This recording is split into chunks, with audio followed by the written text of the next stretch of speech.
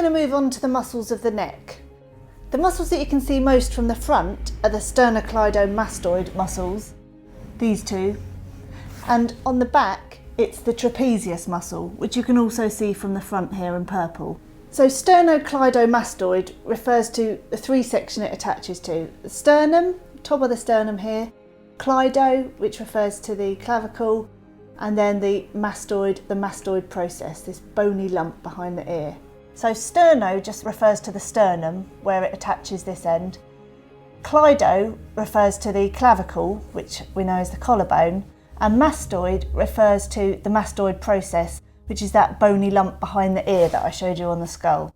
So sternocleidomastoid muscle just means that it is those three things that are being joined together by this muscle. The pink section is the sternal section, because that's the part that attaches to the sternum. And this is more tubular. It sits on top of the flatter one that you can see here in green. And it stretches up, and you can always see it as a V shape on the model. The muscle comes down from here and attaches onto these bony points on the front of the neck, making that V shape. The green section is a flatter band that sits underneath and attaches onto the clavicle, but they both join up onto that mastoid process behind the ear. You can sometimes see a little depression in between the two muscles at this point here, and you can always see this area between the clavicular section and the trapezius muscle as a big concavity. You can see it more clearly from the side view how that pink section, or the sternal section, sits on top of the cleido or clavicular section. It's like thicker and runs like a tube down to where it attaches at the pit of the neck. And then the green one is underneath, and it's more like a flat band, and it comes down and attaches onto the clavicle there. While we're looking from the side, you can really see that projection of the neck as it projects forward. And the neck is always at that angle, no matter what the head is doing. Even if someone is throwing their head right back, their neck doesn't suddenly bend backwards. Their neck is still at that kind of an angle, and we can see that on the model.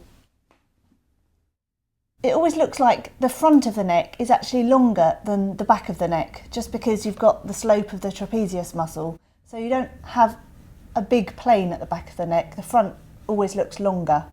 And look at how you have the Adam's apple, and then there's always a concavity beneath that from the side view. Looking at that sternocleidomastoid muscle then, it comes down behind Claudio's ear. It's attaching onto the mastoid process there, that knobbly part on the skull, coming down diagonally.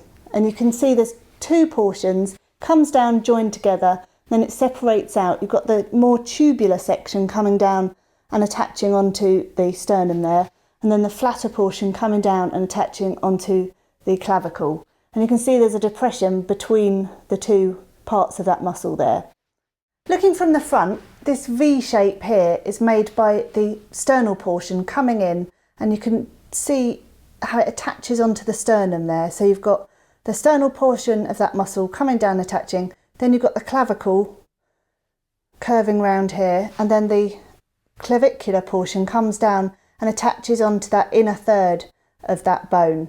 So if you look at the whole bone, the inner third comes to there, and that's exactly where that clavicular portion comes down, flatter than this more tubular portion. And then you've got that depression between the two portions of the muscle. It's the deeper muscles in the neck that give the neck its cylindrical shape. So you can picture that top rib, that angle between the pit and the seventh cervical vertebra, slanting down like that on Claudio, and then the neck is like this cylinder projecting forwards. And your neck is always projecting forwards, even when you throw your head back. So Claudio, if you could throw your head back for me. Look at how his neck is still at a bit of an angle. It doesn't ever become leaning back. That upper outline of the shoulders is the trapezius muscle, and I've just coloured in purple the bit that you can see from the front, so above the outer third of the clavicle and then that outline of the shoulders.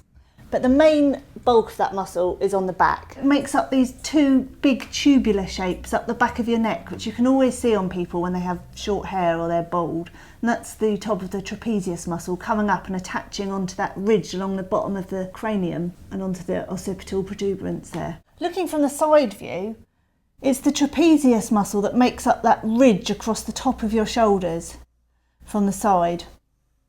And then if you look from the front view, I've just put an exaggerated version in this dotted line here. Look at how it comes down, down, there's a bump, and then it comes down behind the clavicle there. It's not just straight like that. There is this bump in the middle and this lovely curve coming down. Trapezius muscle is a huge kite-shaped muscle. It goes across your shoulders and back. So it comes down from that occipital protuberance and the back of your skull there, down, around, along the spine of your scapula, and then comes down diagonally and attaches at the bottom of your rib cage, and then up the other side and across. That trapezius muscle comes down where it attaches onto that ridge along the back of the skull.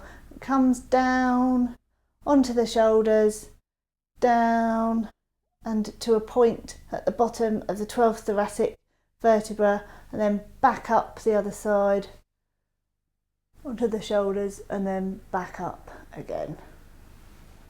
You can think of it as a big kite shape across the shoulders and back.